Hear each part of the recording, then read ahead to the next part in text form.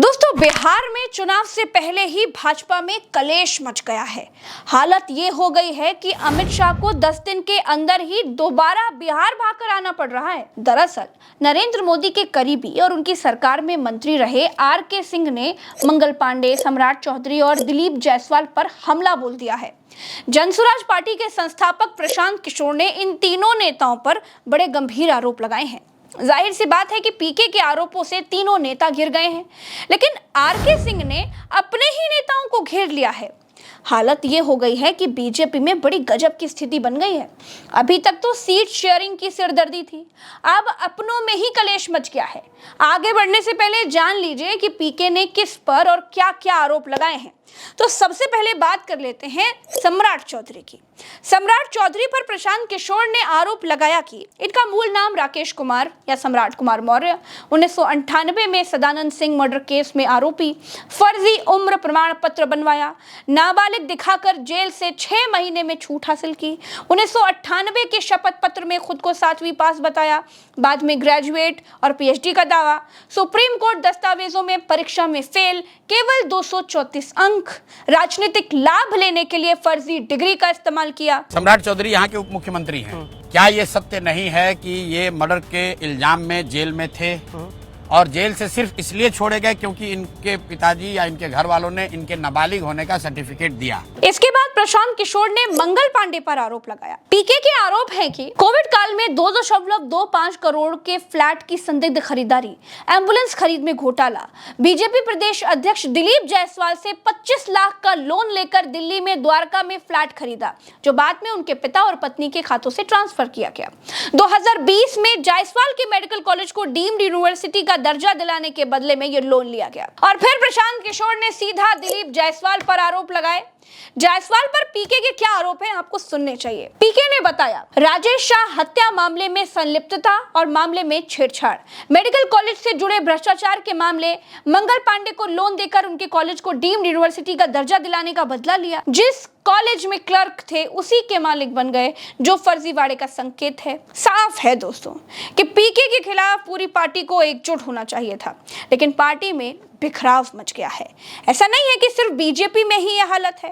प्रशांत किशोर ने सबसे गंभीर आरोप अशोक चौधरी पर लगाए हैं। पीके ने आरोप लगाए हैं कि 2 साल में 200 करोड़ की संपत्ति बनाई, मानव वैभव विकास ट्रस्ट के माध्यम से करोड़ों की जमीनें खरीदी। ट्रस्ट की ट्रस्टी शांभवी चौधरी अशोक की बेटी, उनकी सास अनीता कुणाल है।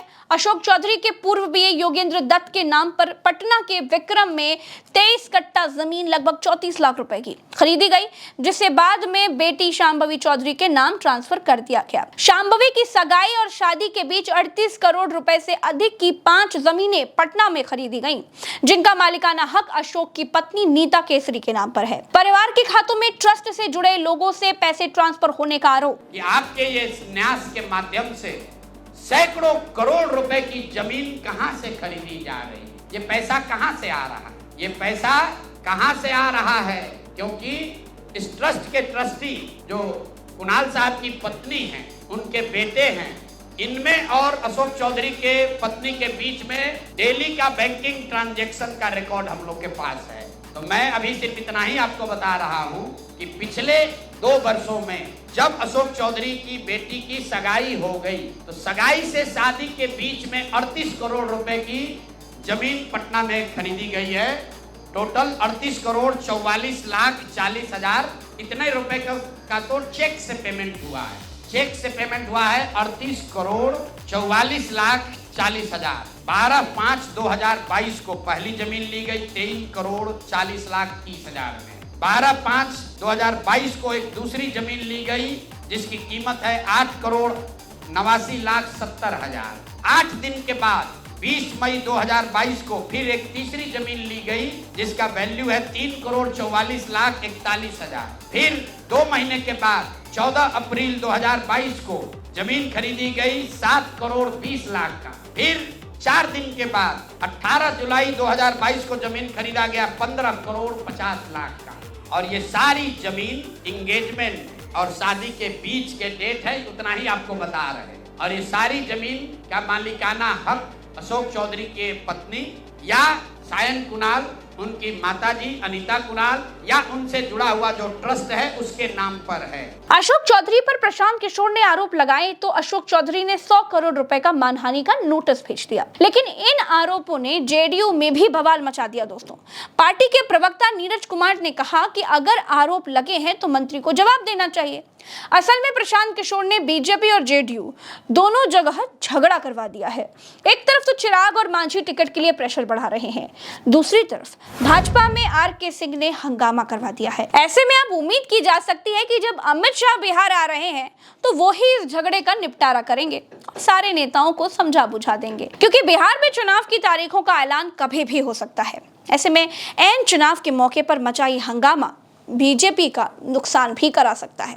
अब दोस्तों पीके के आरोपों पर कितनी सच्चाई है ये जांच में ही पता चलेगा, लेकिन एक बात तो बिल्कुल साफ है कि पीके की वजह से पूरा एनडीए फंस गया है और अब चुनाव तक इन तमाम आरोपों के जवाब एनडीए के नेताओं को देने पड़ेंगे।